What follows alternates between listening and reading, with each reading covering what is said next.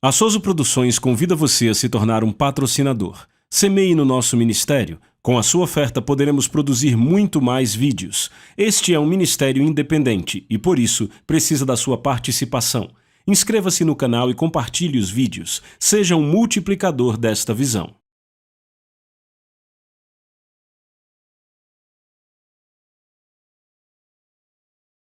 Os versículos usados nos vídeos que traduzimos nem sempre correspondem a versões em português. Muitas vezes precisamos traduzir do original em inglês para fazerem sentido no contexto do vídeo. O que você faz quando não pode controlar o que está acontecendo? Deixe-me definir o que é uma crise para vocês. Uma crise é um evento ou uma circunstância ou uma situação que impacta e influencia a sua vida e sobre a qual você não tem controle, quando você não é a causa daquilo, nem responsável por aquilo. Em outras palavras, a crise é algo sobre o qual você não tem controle. Por isso que é muito difícil, até mesmo para os governos, falar sobre isso para os cidadãos. Porque se eles pudessem controlar o que está acontecendo, eles teriam mais confiança ao falar para o seu povo. O problema com a crise é que você não controla nada. Então, todos são vítimas da circunstância. Agora, eu sei que a maioria de nós pode não considerar o quanto isso é importante quando eles falam das duas maiores companhias nos Estados Unidos sendo leiloadas ou pedindo assistência do governo americano. Mas, por favor, leve isso a sério.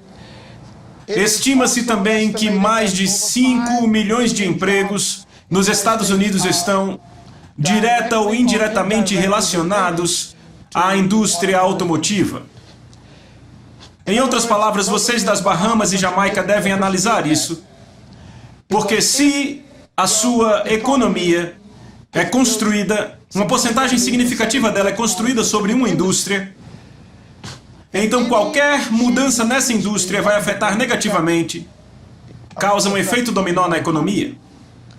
Por exemplo, nas Bahamas, acredita-se que 1 em cada 3 empregos nossos ou mais nas Bahamas está relacionado ao turismo. O segundo maior empregador no nosso país, depois do governo, é um resort. Se algo acontecesse com o nosso produto turístico, o nosso país entraria em colapso. É isso que a América está enfrentando agora com a indústria automotiva. É por isso que os presidentes das gigantes automotivas estão sentados no Congresso, sentados ali, sem nenhuma vergonha. Eles têm uma pauta. O que eles dizem é: precisamos de ajuda, não podemos controlar as circunstâncias, somos vítimas desta crise global. E da mesma forma que vocês ajudam os bancos para não quebrarem, que salvam as companhias de seguro para não quebrarem, da mesma forma que vocês estão estendendo as mãos para outras corporações privadas, nós precisamos que vocês nos deem pelo menos 34 bilhões de dólares, ou nós vamos entrar em falência. E há a possibilidade de 5 milhões de pessoas perderem seus empregos assim, o que significa que as Bahamas, a Jamaica e todos os outros países que dependem do dólar turismo americano estarão em problemas. Então, eu ouço com muita atenção porque para mim isso é um evento histórico acontecendo. Nunca na história dos Estados Unidos aquele país foi levado a um lugar onde se vê necessário praticamente comprar o setor privado. Eu disse leiloar, mas eu acho que é uma compra. E quando digo comprar, estou dizendo literalmente que o governo vai ter que tomar a posse de negócios privados, o que é o fundamento do capitalismo. Ouçam com atenção. Agora, eu achava que essa tinha sido a primeira vez que isso acontecia na história. Então, lembre dessa declaração. Não é o que acontece com você que importa. É o que você faz sobre aquilo que acontece com você. Isso importa. Então, o que acontece agora no mundo, todo o país, França, Inglaterra, Alemanha, Espanha, Bélgica, Venezuela, Chile, Peru, México, Canadá, Estados Unidos, todos estão tentando responder a esta crise. Você sabe, pelos encontros que tiveram nas últimas 3 semanas, o grupo G7 se encontrou, e então o G12 se encontrou, e todos estão tentando entender como respondemos a essa crise. Aqui há algo para se lembrar, escreva. Fazer nada não é uma opção. Você não pode, numa crise, não fazer nada. Isso te destrói. É por isso que os governos estão trabalhando tanto. Então os Estados Unidos estão fazendo o mesmo que a Inglaterra fez. A Inglaterra se moveu antes dos Estados Unidos. Na verdade, o Canadá se moveu antes da Inglaterra. O que a França fez, a França bancou seus bancos, a Inglaterra comprou seus bancos. Então eles, na verdade, são os donos dos bancos do país, os maiores. O governo é dono dos bancos.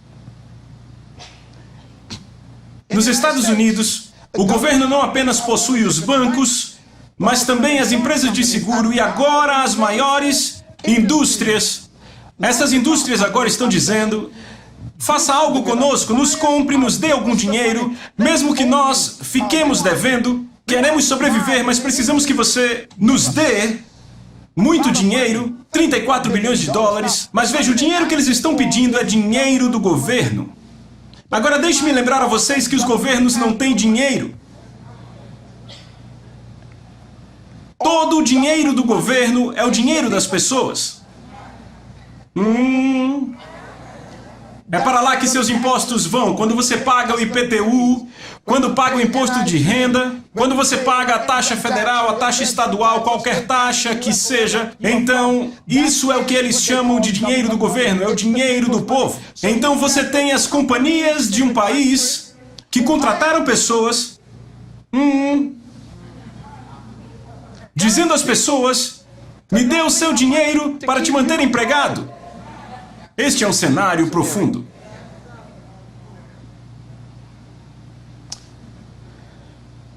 O que você está prestes a ler é chocante. Quando há uma crise, a palavra para crise na Bíblia é a palavra fome. Repitam, fome. Digam de novo. Numa sociedade que vive de agricultura, a fome é a crise. Numa sociedade capitalista, a queda econômica é a crise. É a mesma coisa. Então, eu quero que vocês leiam comigo no livro de Gênesis. Eu quero que todos abram lá. Você não vai crer no que vai ler. Eu quero ler isso rapidamente porque eu quero te mostrar que Barack Obama precisa estudar José. E eu estou falando sério. Eu falo com o senhor presidente. Se você está assistindo esse programa em qualquer lugar, nos hotéis, onde quer que esteja, senhor, por favor, vá estudar Gênesis e leia a estratégia de José. Eu vou ler para vocês exatamente o que o Congresso está fazendo agora nos Estados Unidos na Bíblia. Gênesis capítulo 47, verso 13. Então, quando você ler isso, toda vez que virem algo que está acontecendo agora, digam certo? Prontos, vão. Não havia comida. Em toda a região, porque a fome era rigorosa. Tudo bem. Tanto o Egito como Canaã desfaleciam por causa da fome. José recolheu todo o dinheiro que se encontrava no país e em Canaã, dada como pagamento do trigo que o povo comprava. Então, quando você lê isso, é o governo tomando o dinheiro. José é o governo, ele era o primeiro-ministro do Egito naquela época. Por que ele tomou o dinheiro? Para as pessoas poderem ter comida. E fica pior.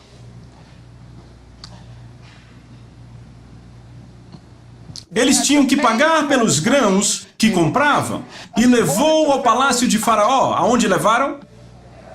Toda vez que você vir Faraó, diga governo.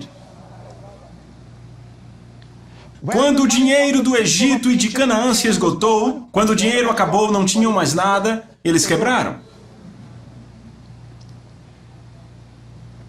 Todo o Egito veio até José e disse, nos dê comida. A quem eles foram? O que é José? O governo. E temos os departamentos. Temos o departamento social também, o departamento de assistência e sem comida, ou seja, uma crise leva as pessoas ao governo para serem alimentadas. Aí está. Disseram, nos dê comida, não nos deixe morrer diante dos seus olhos, nosso dinheiro acabou. Eu não tenho emprego, mas você tem que me alimentar, governo. Leia a próxima declaração. Ele diz no verso 16, tragam então os seus rebanhos, José disse. Quem está falando? O governo. Então, repitam, estoque. A palavra usada em inglês é estoque vivo. Soa familiar? Ações e títulos. É de onde a palavra veio. A palavra ação é a palavra estoque em inglês. Naquele tempo, as pessoas guardavam sua riqueza em estoques vivos. Hoje mantemos nos estoques de Wall Street. Continuam estoques. Ele diz, tragam todo o seu dinheiro para os estoques. Deem-me seus bens. Eu darei comida a vocês em troca dos rebanhos, já que vocês não têm. Então levaram seus rebanhos a José, e ele deu a eles comida em troca dos seus cavalos, ovelhas, seus bodes, seus bois, seus jumentos, e durante aquele ano inteiro ele os sustentou em troca de todos os seus rebanhos, a riqueza do povo. Ou seja, isso encerra tudo. Se você é um criador de gado, no Egito você tem gado. Para você comer, José diz, eu vou controlar todo o seu gado. Pessoas perdendo suas casas aqui, sua casa é o seu gado.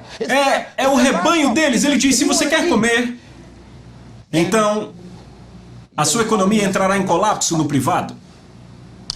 Agora leia o verso seguinte, esse sim é bem atual. Ele diz no verso 18, e quando aquele ano acabou, foram até ele no ano seguinte e disseram, não podemos esconder do nosso Senhor o fato de que desde que nosso dinheiro acabou e o nosso rebanho começou a pertencer a quem? Você, o governo, nada restou para o nosso Senhor a não ser os nossos corpos e a nossa terra. Em outras palavras, a crise te leva a um ponto em que você começa a abrir mão até mesmo das suas posses pessoais para o governo. É exatamente o que estão fazendo no Congresso agora. Você vê os CEOs implorando ao governo, ouça, o que quer que você faça, apenas nos ajude. Verso 19. Porque pereceríamos diante dos seus olhos, nós e também a nossa terra. Compre-nos a nossa terra em troca de comida. Agora estão vendendo o último que tem. Só para ter comida? Compre-nos a nossa terra por comida, e nós e a nossa terra estaremos cativos ao governo. Sabe, os deputados, dois deles, perguntaram aos CEOs da GM e da Chrysler, disseram, ok, se dermos a vocês esse dinheiro, o que vocês vão nos dar? Estão falando com uma empresa privada? Se dermos esse dinheiro, como vão pagar de volta? Ou seja, nós seremos os donos dessa companhia se dermos 34 bilhões? Nós tomaremos o controle dos seus bens privados? O governo será o dono da companhia inteira? Há uma palavra que eles têm medo de usar o tempo inteiro. É a palavra socialismo.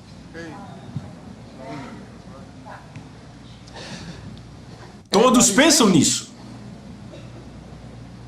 Mas não podem dizer.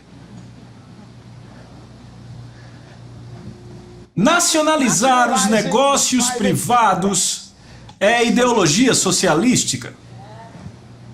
E eles estão pedindo ao governo, veja, o governo já tem os bancos, as empresas de hipoteca e agora tem as empresas de automóveis. E o argumento é, se eles derem a esse grupo dinheiro, então os outros também se alinharão.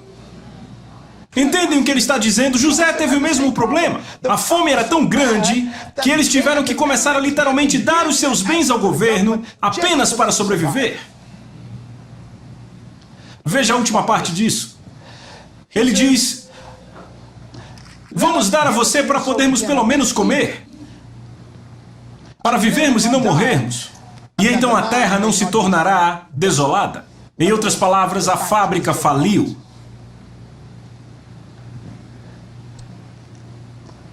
A última parte, verso 47. Na verdade, o verso 20. Então José comprou o quê? Toda a terra no Egito. Para quem? Para o governo. Quando você ler Faraó, é o governo. Ele comprou toda a terra para quem? Veja, não há nada de novo. Está acontecendo agora.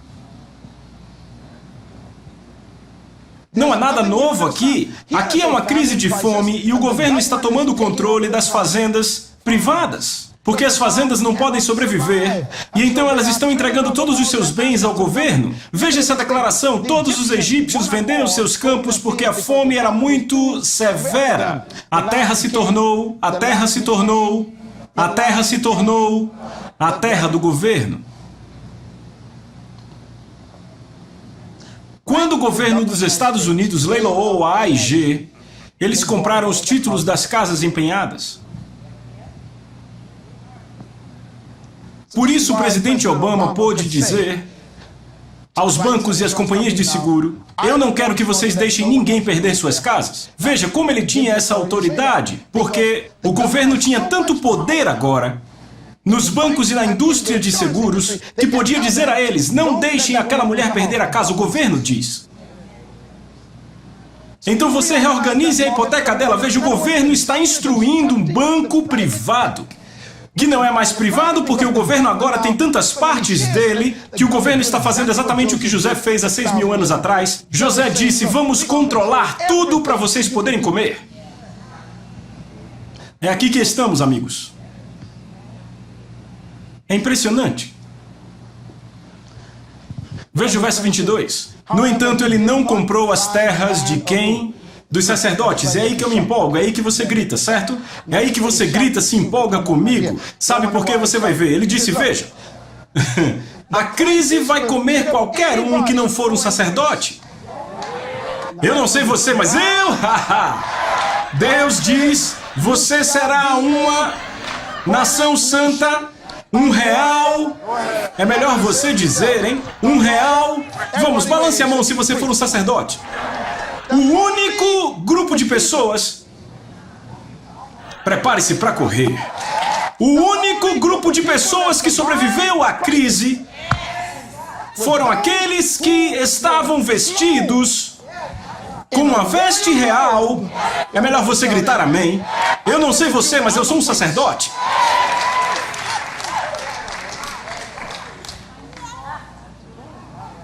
Ih, que bênção, hein? É melhor você pegar esse verso, sublinhar, colocar no seu espelho e dizer de manhã: sou eu, sou eu. Lembre a Deus: sou eu. Eles pegam de todo mundo, mas não tocam no meu. Podem pegar a terra deles, mas não tocam na minha, porque eu sou um sacerdote. Grite amém se você é um sacerdote.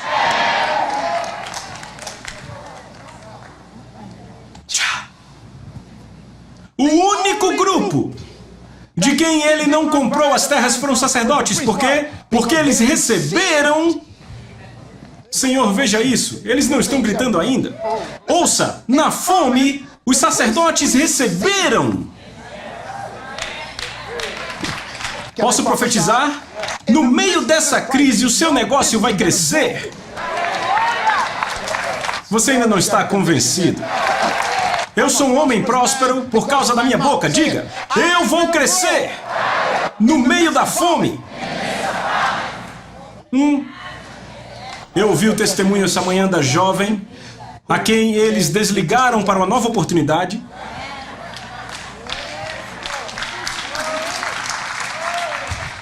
E ela começou o seu próprio negócio. Se ajeite na cadeira, você é um sacerdote. Diga a seu vizinho: eu sou um sacerdote do reino digno.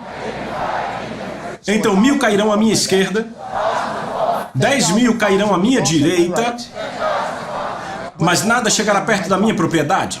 Adorem a Ele com um aplauso. Você tem que crer nisso.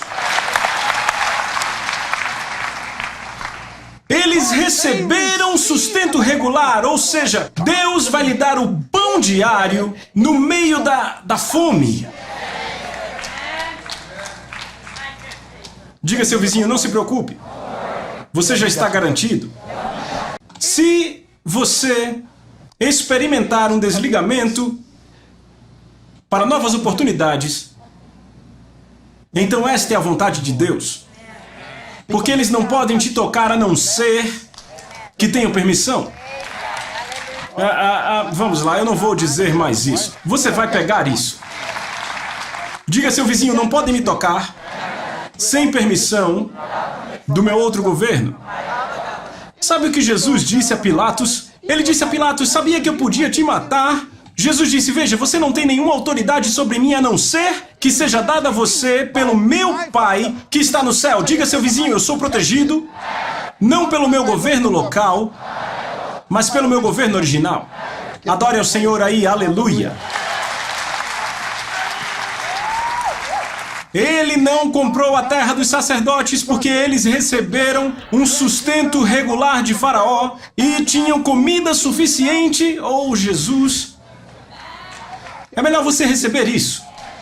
No meio da fome, os sacerdotes tinham comida suficiente. Quantos filhos você tem, não importa, você tem suficiente. 2 filhos ou 22. Ele diz, eu vou dar a vocês o suficiente.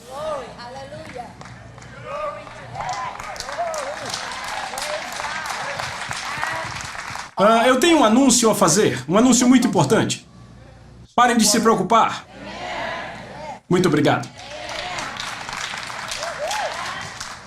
É um anúncio muito simples. É muito simples. Pare de se preocupar. A última parte diz, foi por isso que eles não venderam as suas terras. Em outras palavras, eles estavam debaixo de uma lei diferente. Então aqui está a última parte, muito importante, veja o verso 23. José disse ao povo, hoje eu comprei vocês e suas terras hoje para o governo. Aqui estão as sementes para que cultivem a terra. Em outras palavras, o governo agora está controlando o que acontece na indústria privada. Você está lendo isso na Bíblia, isso é coisa boa. Veja isso aqui, ele diz, verso 24, mas quando vier a colheita, José diz, vocês darão 1/5 para o governo. Ou seja, dividendos vinham ao governo agora. 1/5 pertence ao governo? Os outros 4/5 ficarão para vocês como sementes, para os campos e como alimento para vocês, e seus filhos e os que vivem em suas casas. Tu nos salvaste a vida, eles disseram. Soa como a GM? Soa como a AIG? Vamos, fale comigo, esses são os bancos, obrigado, governo. 700 bilhões de dólares, eles já gastaram 300 bilhões e ainda estão esperando receber mais e dizem o quê? Ah, você salvou nossas vidas.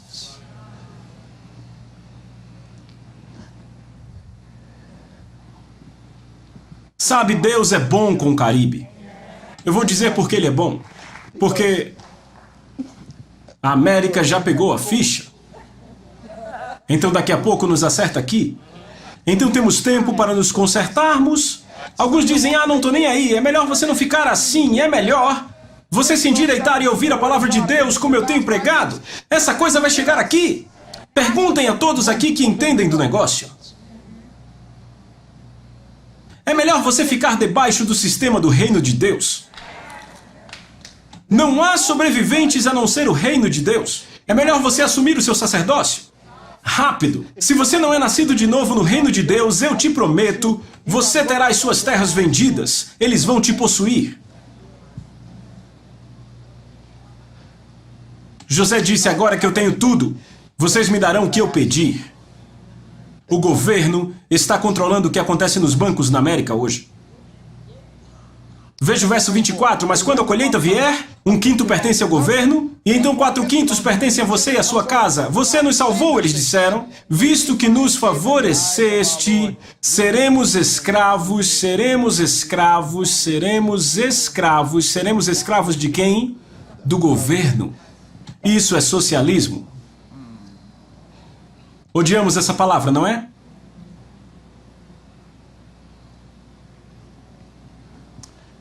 Eu acho que eles deveriam ler isso. Porque vocês acham que isso é algo novo? É tão antigo quanto o Egito? E então o que você faz? Como sobrevive? José fez assim. Então José estabeleceu isto como uma lei. Um verso muito importante. Ele estabeleceu o quê? Uma lei. Agora o governo está fazendo uma lei. Eis a lei. A respeito de todos os bens privados do país. E ela ainda está em vigor hoje. Qual é a lei? 1/5 da produção pertence ao governo. Somente as terras dos sacerdotes não se tornarão propriedade do governo. Diga, seu vizinho, eu estou protegido do controle do governo, porque eu estou sob o controle do céu. Venham, eu digo a vocês que o único lugar seguro pelos próximos 5 anos será o reino dos céus.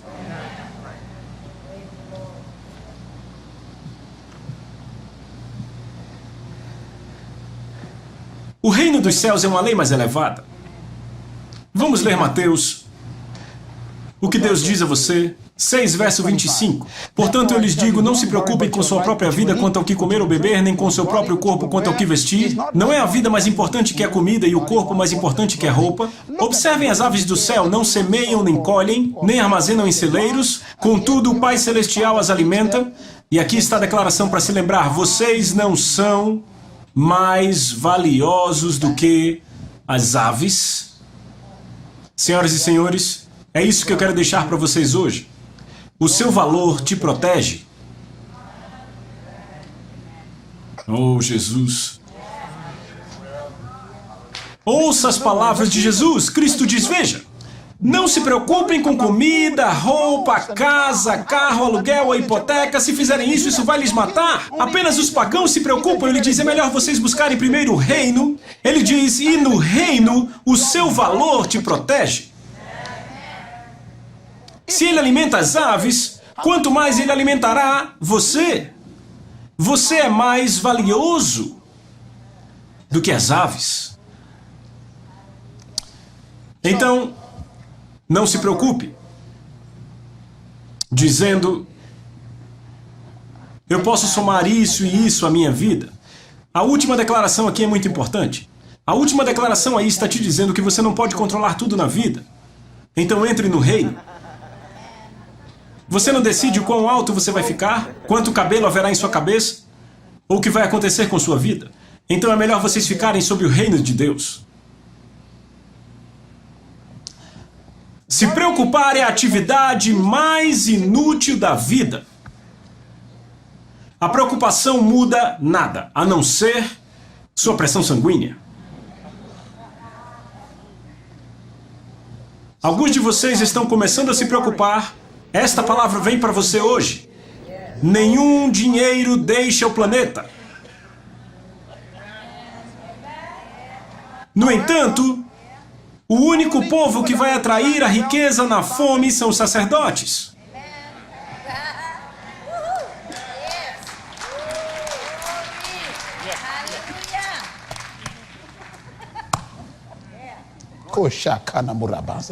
Repitam, sustento regular. Minha irmã, você ainda não entendeu. Repitam, sustento regular. Ele diz que os sacerdotes podem ter um sustento regular do governo. O que significa sustento? O seu nome naquela lista. Você ainda não pegou. Não importa onde esteja o dinheiro, há um sustento, há uma porção. Isso é do John. Deus diz, não toque nisso, isso é do John. E eu tenho que dar isso ao John. Não importa o que aconteça, vai chegar para você o que te pertence. Na verdade, levante suas mãos e diga, eu espero a minha porção.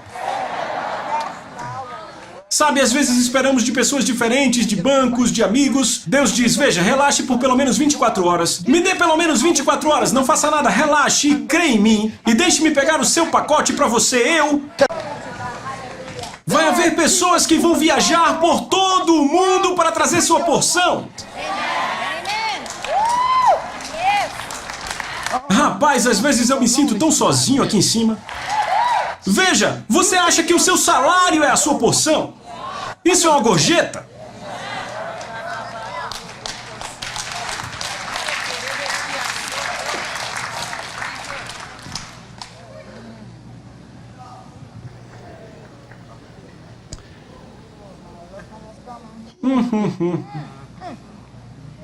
Veja, vocês são pessoas de negócios. Há uma porção porque você é um sacerdote para os seus negócios.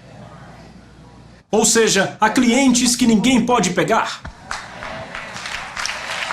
Vamos, receba isso. Há clientes no meio dessa crise que virão procurar você e dirão: veja, eu quero que você faça negócio comigo. Todos, por favor, confessem isso agora. Sabe, você tem que requerer essas coisas. Diga, acontecerá comigo como está escrito. Você é mais valioso. Então pare de se preocupar, ele diz. Veja o verso 30 de Mateus 6. Leia alto. Se Deus, vamos alto. Se Deus veste assim a erva do campo, que hoje existe e amanhã é lançada ao fogo, ele diz que é lançado ao fogo, não vestirá muito mais. Por que vocês apenas não acreditam? Ele diz, por que simplesmente vocês não acreditam? Sabe, crer é trabalho duro. Porque você tem que lutar com todos os pensamentos que vêm para você. Você tem que lutar com aquela conta na mesa. Você pode vê-la e Deus diz, há uma porção para você. E você diz, Deus, terça de manhã, 9 horas. Eu tenho que... Deus diz, cale a boca e tenha fé. Creia. Sabe, a verdade é que você pode crer num telefonema na sua vida. Deixa eu te dizer, você está a um telefonema de distância de ser livre da dívida. Você entende? Deus pode fazer, bam, mas Ele quer ver. Ele vai confiar no governo, em Faraó, ou Ele vai confiar no céu? Em o nome de Jesus Cristo, eu profetizo. Eu tenho uma profecia agora, levante sua mão e receba agora. Esta semana, o seu pacote vai chegar. Em o nome de Jesus Cristo, eu profetizo, gere expectativa, creia e o receba agora. Agradeça a Ele agora, está a caminho. Em o nome de Jesus, levante sua voz e agradeça Ele agora. Creia, Ele diz, apenas tenha um pouco de fé. Eu não prego um bom ensino. Esta é a palavra de Deus para vocês. Isso é instrução. Vocês devem receber e agradecer a Ele agora pela fé. Ele está trazendo para vocês uma porção. Sabe, a porção de algumas pessoas é $50, é tudo que precisam. Para alguns é 500, para alguns 50 mil, para alguns 5 milhões. Quanto quer que seja a sua porção, ela está vindo para você em o nome de Jesus. Eu recebo a minha, glória a Deus. Eu recebo a minha, eu estou recebendo, Senhor, eu creio. Eu quero que você deixe esse prédio pulando, dançando no seu carro e cantando. Está feito, está feito, está feito, está feito, está a caminho, está feito. A minha porção. Você é valioso. Agora, eu quero te mostrar esse verso. O que você faz para viver diante da crise? Vamos ler um versículo no livro de Eclesiastes. Isso é tão bom. Eu chamo isso de pôr versus dispor. Salomão diz, plante de manhã sua semente. Significa, vá trabalhar se você tem um emprego. Mas ao entardecer, não deixe as suas mãos ficarem à toa. Significa, não tenha apenas uma fonte de renda. Eu estou falando com você. É com você mesmo. Você está ouvindo? Ele diz, veja, não ponha todos os seus ovos em apenas um cesto. Isso está na Bíblia. Senhoras e senhores, se o seu emprego é a sua vida, é melhor você nunca perder o seu emprego. Porque você perde a sua vida.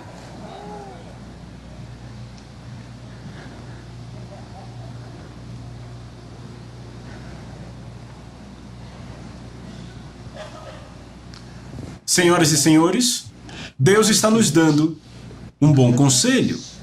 Ele diz, vá para o trabalho de manhã se você tiver um emprego e faça bem. E então quando você chegar, continue trabalhando. E eu te digo por quê. Leia a última parte. Ele diz, pois você não sabe o que acontecerá se esta ou aquela produzirá ou se as duas serão igualmente boas. Uau! Em outras palavras, Deus não quer que você viva de um salário. Ele quer que você desenvolva o espírito da indústria, onde você também pode fazer outras coisas, só por segurança, caso o salário não apareça.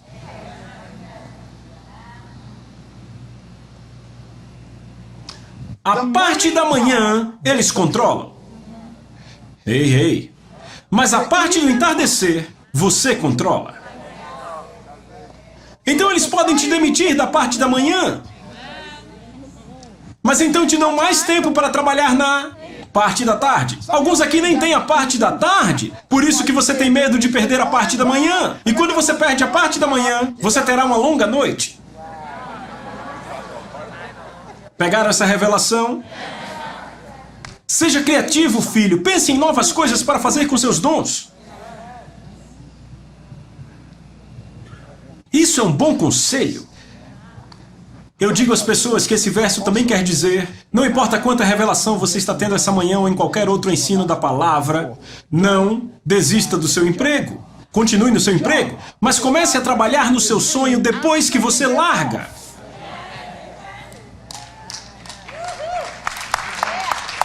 Ou seja, não seja estúpido. Até mais, irmão Bob, tenha uma boa viagem. Te amamos. Tchau, Pat. Jogaremos golfe próxima vez. Não seja estúpido de deixar um emprego seguro. Agora, eles te demitiram, é uma oportunidade. Mas se você pular do barco, isso é estupidez. Trabalhe no seu emprego e então trabalhe no seu trabalho.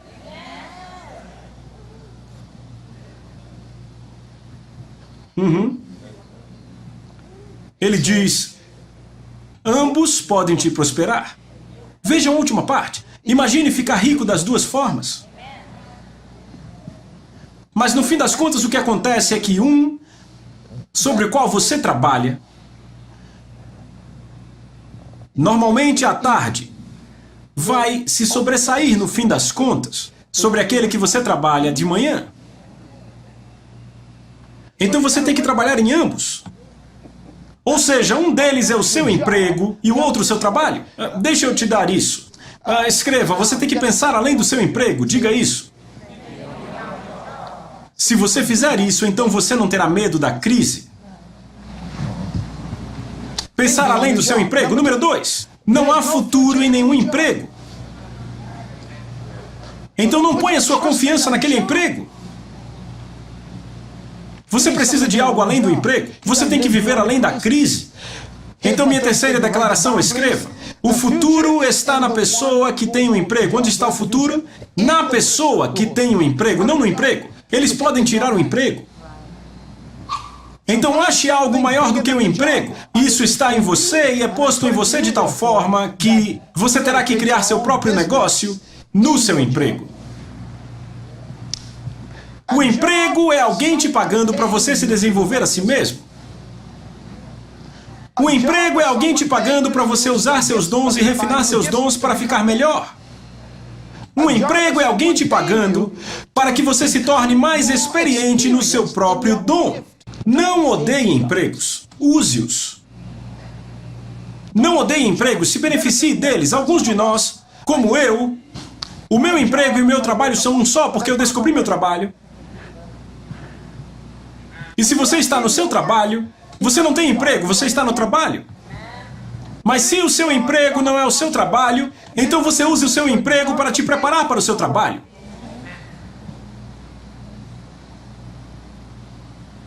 Imagine ser pago para usar o recurso de outras pessoas para se desenvolver. Que bênção! E então, precisamos saber a diferença entre o emprego e trabalho. Escreva isso. Nunca confunda seu emprego com seu trabalho. Número 2, o seu emprego é o que você foi treinado para fazer, mas o seu trabalho é o que você nasceu para fazer. O seu emprego é a sua carreira, é verdade, mas o seu trabalho é a sua atribuição na vida. O seu emprego é a sua habilidade, eles podem se livrar de você, mas o seu trabalho é o seu dom, nunca poderão se livrar disso.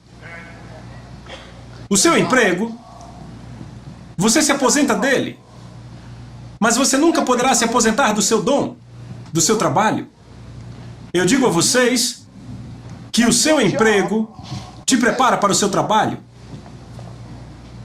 Eu tive muitos empregos em minha vida, e cada um dos meus empregos me preparou para o que eu estou fazendo agora. Eu fui professor numa sala por 7 anos. Eu fui professor de crianças e, rapaz, que treinamento para se comunicar. E sabe, eu aprendi a lidar com pessoas diferentes, como gerenciar um grupo de pessoas e como trabalhar com lutas, cobranças, pressões. Isso foi um treinamento bom, sabe? Moisés, ele ficou 40 anos com ovelhas antes de Deus lhe dar pessoas. Ele tinha que lidar com um grupo, liderar uma multidão, saber como achar comida e água para eles. Ele foi treinado para lidar com 3 milhões de pessoas. O seu emprego é importante, mas não é permanente. Então faça algo depois das 5.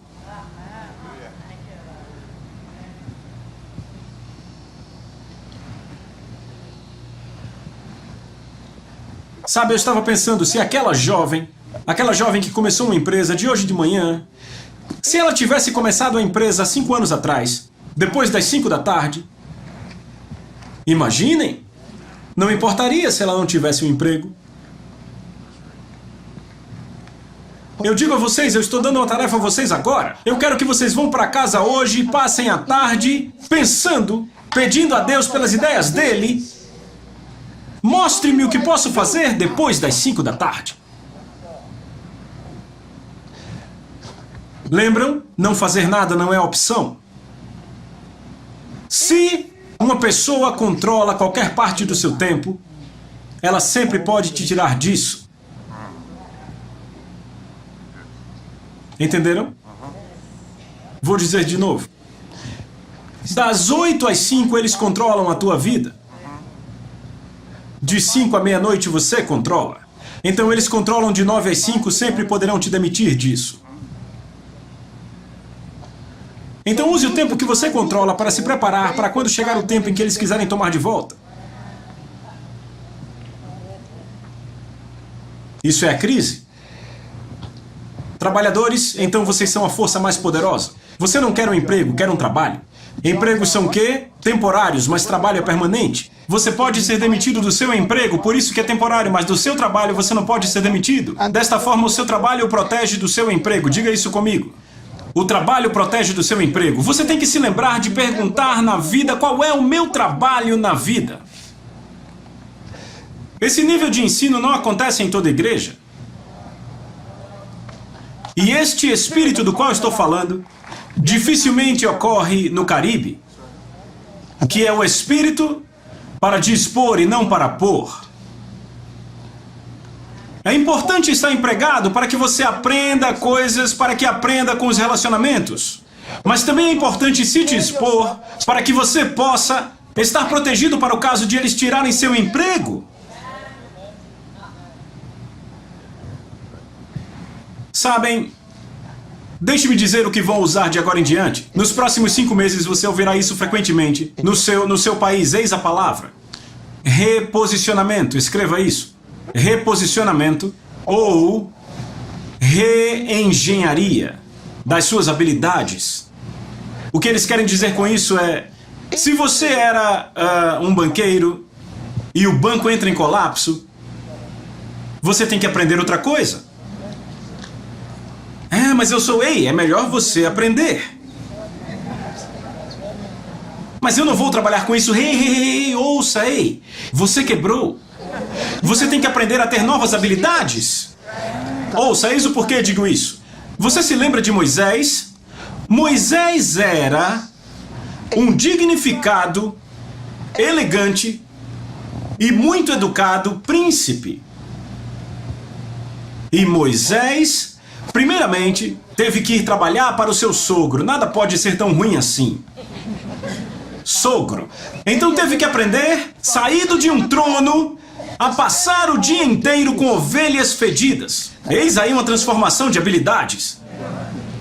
Ele não tinha mais o cetro que tinha como príncipe. Ele segurava um pedaço de madeira, um cajado.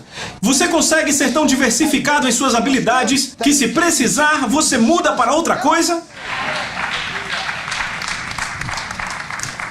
Alguns andam por aí e dizem, eu mexo com economia, eu sou economista. Ah, é? Mas está quebrado. Aprenda a pegar no pesado um pouco. Eu não sujo as minhas mãos, eu sou um contador. É melhor sujar as mãos para poder comer. Moisés saiu de príncipe a pastor. Mas o pastorear era apenas temporário para treiná-lo para que ele se tornasse um libertador. Por que Moisés trabalhou para o seu sogro? Porque ele casou com a filha dele. E vieram os filhos. E você sabe como são os sogros. Você tomou minha filha, teve filhos com ela, não espere que eu te ajude, amigo. Eu vou dar um emprego a você.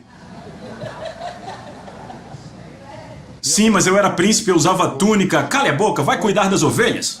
Mas eu tenho experiência como príncipe. Ah, é, mas aqui não serve. Agora você está quebrado, Moisés. Vai aprender a cuidar de ovelhas. Diversificação de habilidades. Eu estou avançando?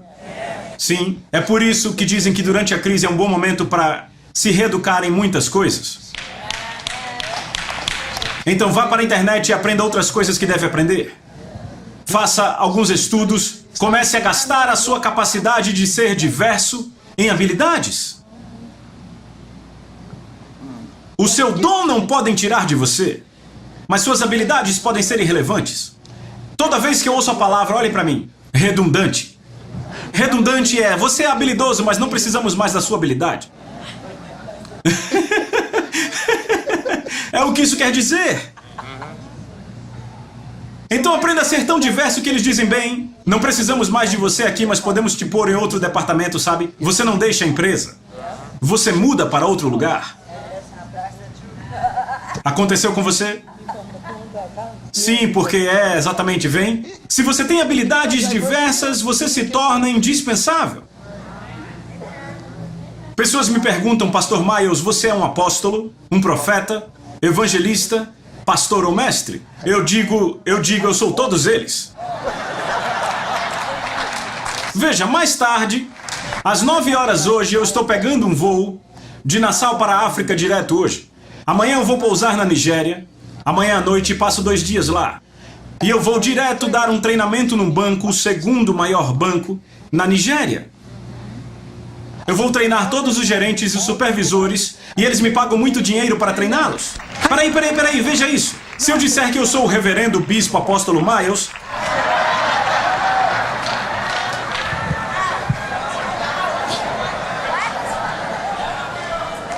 É por isso que você não acha nenhum título em nada que eu faço.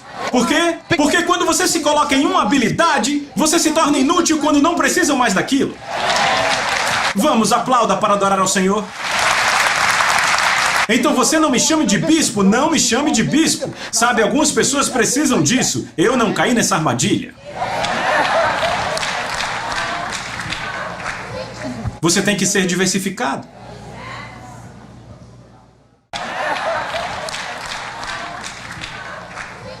Tenho que ser diversificado.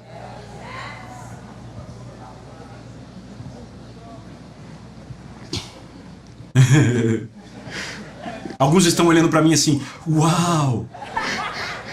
Se me chamarem de evangelista, eu caio na armadilha? Eu descobri isso anos atrás. Se eu disser que sou evangelista, então alguém diz, ok, então agora não preciso de evangelistas, esse povo precisa de mestres, então vai.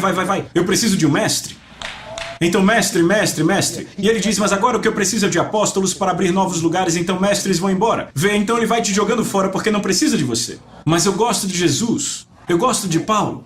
Paulo disse, eu me tornei tudo. Jesus, tenha misericórdia. Ele disse, eu posso mudar? Posso mudar? Posso me tornar o que precisar me tornar? Para alcançar todos. Toque em alguém e diga, se diversifique. Toque de novo, diga, diversifique suas habilidades. Então você sempre será necessário, diga isso. Aplauda a Deus pela revelação. Você deve se tornar tão habilidoso de tantas formas que podem te usar. Escreva isso, seu trabalho é sua semente. Por isso, seu trabalho nunca pode ser tirado de você. Sua semente é sua atribuição. Quando você sair daqui hoje, peça a Deus para te mostrar, não a sua carreira, mas o seu dom.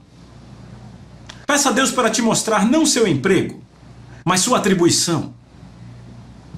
Porque a sua atribuição nunca vai embora. E a sua atribuição é sempre necessária no mundo. O mundo sempre precisa do seu dom. E há uma diferença. No nosso próximo encontro, que eu já deixei marcado para janeiro, porque semana que vem é Natal, vou te mostrar como encontrar seu dom. A propósito, compre o livro novo, o livro trata disso. Veja, todos possuem sementes. E a sua semente é a sua grandeza, por isso Deus nunca disse a Adão para ser cheio de sementes. Ele disse a ele para ser frutífero, porque frutos vêm de sementes. Deus já considera que você tem sementes, e você tem que semear agora o que você quer que venha. Então dentro de você há uma colheita esperando o mundo comer. Isso quer dizer que a sua semente são as tremendas e grandes ideias que Deus fica pondo em seu coração, tocando o seu dom. E eu te desafio hoje a ter um encontro com Deus e dizer, Deus, me mostre o meu trabalho depois das 5 da tarde, no que eu devo estar envolvido, o que eu posso fazer. E aqueles de vocês que foram liberados para novas oportunidades, você tem o dia inteiro para trabalhar. Você tem muito tempo agora, vê? Sim, e isso pode ser Deus dizendo, ok, é hora de começar.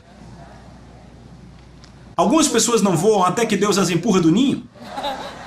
Ei, ouça, não pule do ninho, continue no ninho. Mas para algumas pessoas Deus remove o ninho. Então elas têm que pular e voar.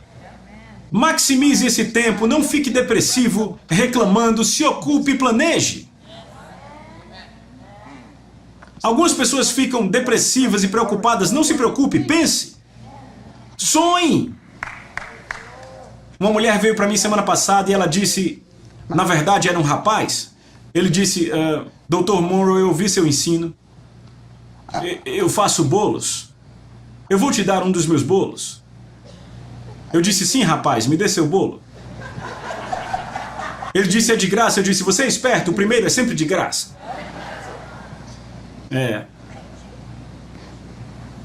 Eu me pergunto o que você tem em sua mão. Você tem mais do que pode ver. Então eu te desafio hoje a dar a sua semente para o mundo agora. O mundo está falido, não sabe o que fazer. Eles precisam de dons, não precisam de empregos. Estão buscando respostas, não estão buscando habilidades. Seu dom é a resposta que Deus sabia que o mundo precisaria. Então peça a Deus para lhe dar essas ideias. Eu tenho tanto orgulho de alguns aqui.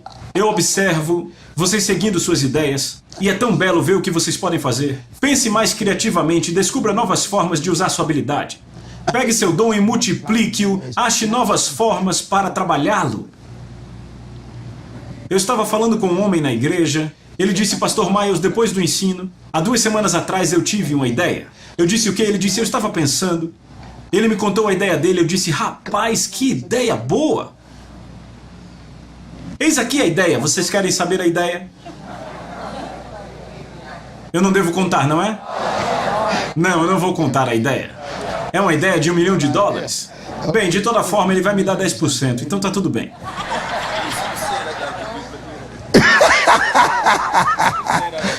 Eu vou duplicar, hein? Tudo bem, então deixe-me encerrar com alguns pensamentos. Escreva.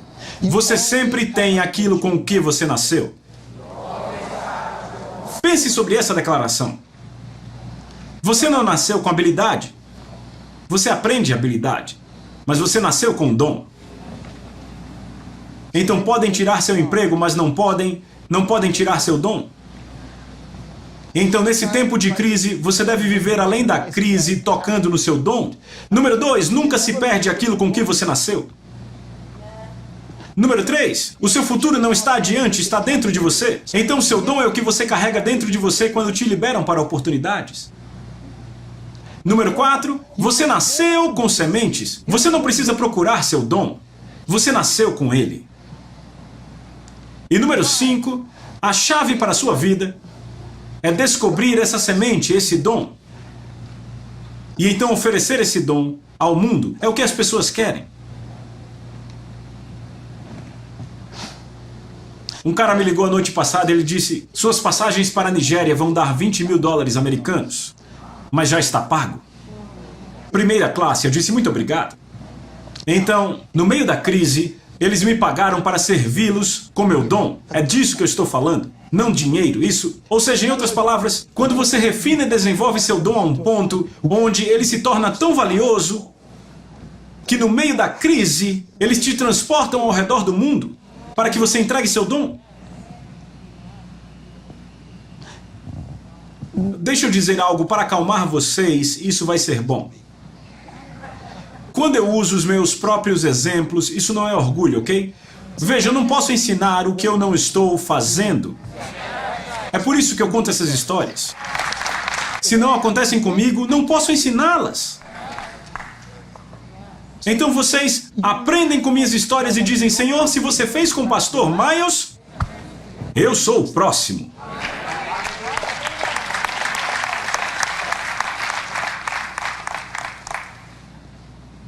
Estão procurando pelo seu dom.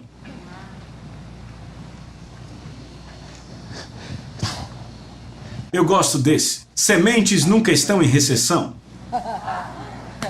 Você já viu uma semente de manga dizer: não posso crescer agora, estou em recessão?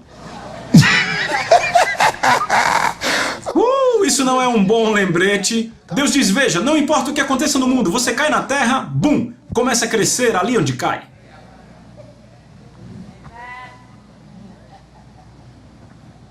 A recessão está na economia, não dentro do seu corpo. Seu corpo tem um dom que é mais poderoso do que a recessão. Você tem uma semente. Eu sempre digo isso e mantenho em mente. Você vai ao Haiti. Sabe, você tem que ter isso em mente. O Haiti, as Nações Unidas dizem que é o país mais pobre do Ocidente. E ainda assim você vai para o Haiti e muitas árvores. Crescendo por todo lado. Veja, as árvores não sabem o que as Nações Unidas dizem. Estão comigo? As árvores dizem: a opinião deles não muda o que eu tenho. Então as sementes crescem no meio do país. Diga a seu vizinho: não importa o que dizem, eu tenho a germinação para a minha geração. E eles comerão meu fruto na fome. Amém. Está dentro de você? Então, o que você tem? Leia para mim, por favor. E o Senhor disse a Moisés: o que é isto na sua mão?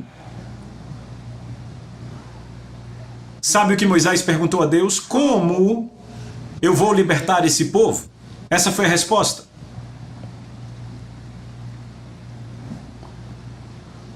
O que você precisa está aí onde você está. E está sob seu controle. Por isso o livro é chamado No Controle. Eu passei a estar no controle do meu dom, e isso me protege do ambiente. O que é isso na sua mão? Um bordão, ele diz. Deus diz: bom, jogue no chão. Deixe-me germinar essa coisa. Dê a sua semente a Deus hoje. Diga a ele: germine. 2 Reis 4. Como eu posso te ajudar, mulher? Diga-me, o que você tem na sua casa? Ele não disse: vá procurar algo. Está bem na sua casa. E você sabe que a história acaba maravilhosamente. Ela disse: sua serva não tem nada. Ela disse: além de um pouco de óleo, todos têm um pouco de algo. E adivinhe, era tudo que Eliseu precisava. Você sabe qual foi a resposta de Eliseu? Ele diz: ok, então vá aos seus vizinhos e peça a eles tantas garrafas quanto você puder encontrar. Veja, ela tinha um pouco de óleo. Ele disse: é suficiente. Eu vou multiplicar esse pouco de óleo na sua casa onde você viveu todos esses anos. Vai haver tanto que você precisará da vasilha de outros para pôr. Eu vou fazer de você uma exportadora de azeite. Isso estava em sua casa todos esses anos. Ela entrou para o negócio de azeite. Naquele momento, ela começou a vender azeite para os vizinhos, nas vasilhas deles. Vamos, Deus é um Deus maravilhoso, não é? Diga a seu vizinho: você vem para o que é meu e eu posso usar o que é seu. Esta é a mensagem. Viva além desta crise, está bem na sua casa. Que Deus te dê a sabedoria para vencer. Em nome de Jesus. Uma última declaração. Mateus 14, todos leiam. E Jesus disse: eles não precisam ir embora. Deem a eles algo para comer. Nós temos aqui apenas 5 pedaços de pão e 2 peixes. E ele respondeu. Ele disse: muito bem, tragam até mim. Sabe, eu não sei o que você tem hoje, mas ele diz: traga até mim. É suficiente. Você sempre tem algo que é suficiente. O problema é que você não consegue ver que é suficiente. Então a palavra de Deus vem e diz: você vai expandir além dos seus limites. Você vai crescer no meio da fome. E o governo não vai te possuir. Feche suas Bíblias. Pai, obrigado por sua palavra hoje. Obrigado por sua revelação espiritual. Obrigado por cada pessoa aqui, Senhor. Eles são dons para o mundo. Eu oro para que eles se entreguem para a geração. E eles serão uma bênção para o mundo. Que eles comecem onde estão. Os que sabem cozinhar, fritar, pintar, entalhar, o que quer que eles saibam fazer, Senhor, que esse dom ganhe vida. Obrigado, Pai. Obrigado, Senhor. Senhor, ninguém aqui é menos valioso que uma ave. Você vai cuidar de nós, porque somos tão valiosos. Eu oro para que você nos dê visões e sonhos, além de onde trabalhamos e do que fazemos. Que venham as suas bênçãos em nome de Jesus. Adore a Ele. A Soso Produções convida você a se tornar um patrocinador. Semeie no nosso ministério. Com a sua oferta poderemos produzir muito mais vídeos. Este é um ministério independente e, por isso, precisa da sua participação. Inscreva-se no canal e compartilhe os vídeos. Seja um multiplicador desta visão.